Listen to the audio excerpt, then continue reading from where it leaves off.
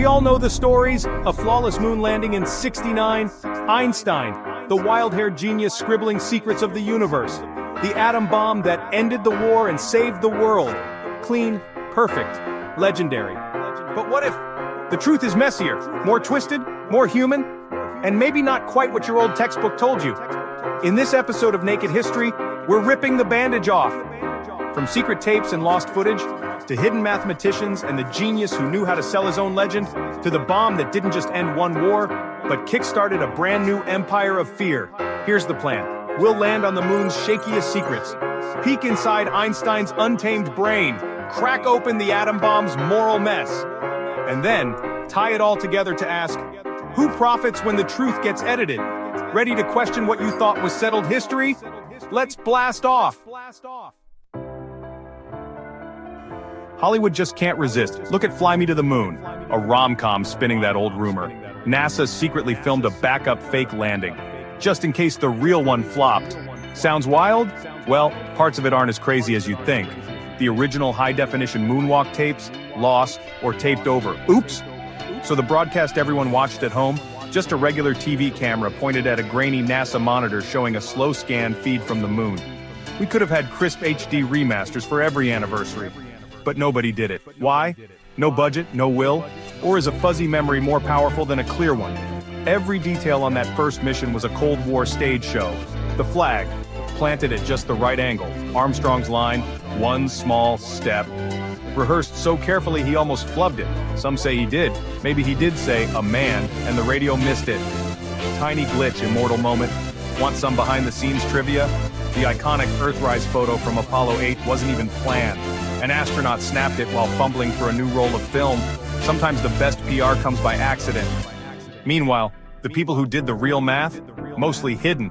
Hidden figures finally shone a light on the black women, human computers running equations with pencils and paper. Their names never made it into the big hero stories. Katherine Johnson. She calculated the trajectory for John Glenn's flight and checked Apollo's numbers too. No moon flag for her, no ticker tape parade. And it wasn't all flawless. Apollo 12's TV camera, gone in seconds.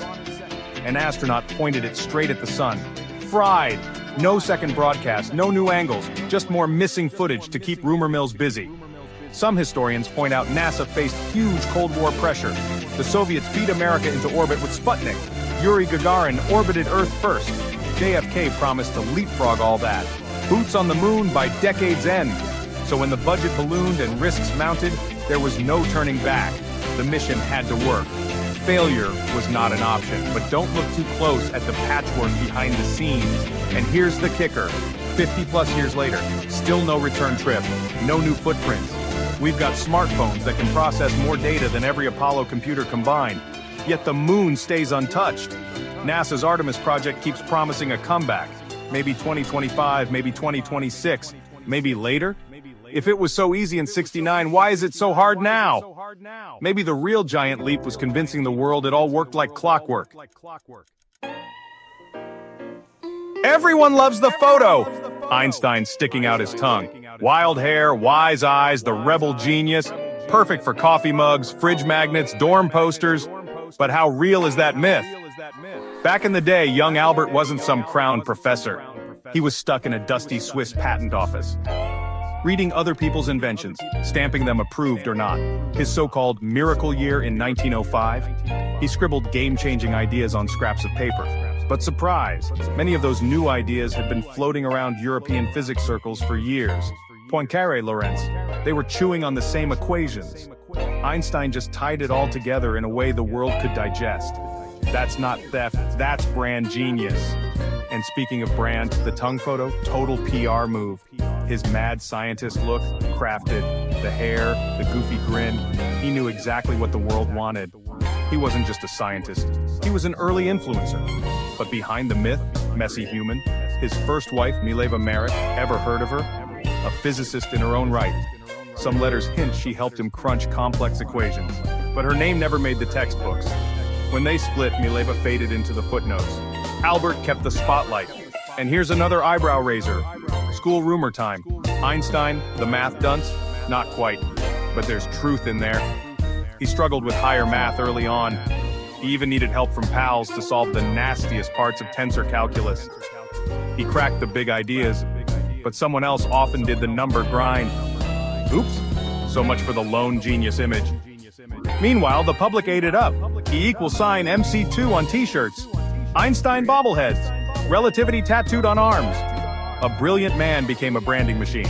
Without TikTok. 100 years ago, he was already gaming the media. And let's not forget the dark side of the brand. Einstein, the peaceful philosopher. Sure. But he also signed that 1939 letter to Roosevelt. The one that kickstarted the Manhattan Project. One letter, a whole new age of nuclear dread. Later, he regretted it, big time. He spent his last years warning the world about the monster he helped unleash. Tragic irony? Absolutely. But here's the kicker. Think his genius only lives in dusty astrophysics books? Think again. Your daily life is packed with Einstein fingerprints. Your GPS works because of relativity corrections. No kidding. Lasers, barcodes, semiconductors that run your phone, all possible thanks to theories old Albert untangled. Next time you unlock your smartphone, thank the wild-haired influencer from 100 years ago. Genius? For sure. But also a master showman, a smart networker, and a guy who turned science into an everlasting brand. Maybe not so different from your favorite social media star today, minus the TikTok dances. Thank you, Oppenheimer. A movie that reminded us one man's regrets can reshape the whole world. J. Robert Oppenheimer, the father of the atomic bomb. Brilliant, broken, haunted, he gave the world its deadliest invention, and then spent the rest of his life trying to stop it from growing into something worse. Ever heard of the hydrogen bomb feud? After Hiroshima and Nagasaki, Oppenheimer spoke out. He thought the new H-bomb was a step too far.